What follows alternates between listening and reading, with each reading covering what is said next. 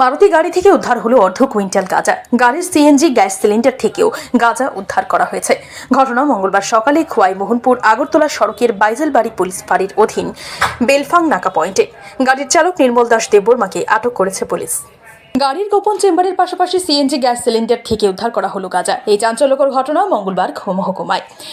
গোপন সংবাদের ভিত্তিতে খবর পেয়ে মঙ্গলবার সকালে বাইজলবাড়ির ফাঁড়ির পুলিশ খোয়াই মোহনপুর আগরতলা সড়কের বেফলাং নাকা পয়েন্টে বিভিন্ন গাড়িতে তল্লাশি চালায়। সকাল 9:30 নাগাদ পুলিশ TR01CA0319 নম্বরের একটি সাদা মারুতি গাড়ি আটক করে।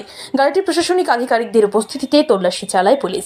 তল্লাশি চালিয়ে পুলিশ গাড়ির ভেতরের বিভিন্ন চেম্বার থেকে এবং এমনকি সিএনজি গ্যাসের সিলিন্ডার থেকেও গাঁজা উদ্ধার করে। উদ্ধারকৃত গাঁজার পরিমাণ প্রায় অর্ধ কুইন্টাল। এক্ষেত্রে পুলিশ গাড়ি চালককে আটক করে। তার নাম নির্মল দাস দেববর্মা, বাড়ি রাধানগর এলাকায়।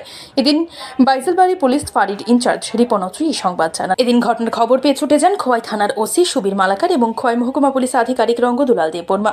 পুলিশ একটি এনডিপিএস ধারায় সকালে আমাদের কাছে খবর ছিল একটা বড় ভিআইপি গাড়ি XL6 গাড়ি করে গোপন চেম্বারে করে বহিরাজ্যে গাঁজা পাচার হয়। ওই অনুসারে আমরা নাকাতে টিম লাগাই এবং টিম লাগিয়ে যথারীতি আমরা সঠিক সময়ে গাড়িটাকে আমরা ডিটেইন করতে পারি এবং গাড়িটা ডিটেইন করে আমরা সরকারি কর্মচারী এবং DCM স্যার, IPS স্যার, ডিপু স্যারের সামনে আমরা গাড়িটা প্রপার NDPS এর নিয়ম অনুসারে সার্চ করি এবং সার্চ করে গাড়ির বিভিন্ন চেম্বার থেকে টোটাল 50 কেজি গাঁজা আমরা রিকভার করি এবং দেখা গেছে যে গাড়ির সিএনজির যে গ্যাস সিলিন্ডার ওই চেম্বারেও ছিল।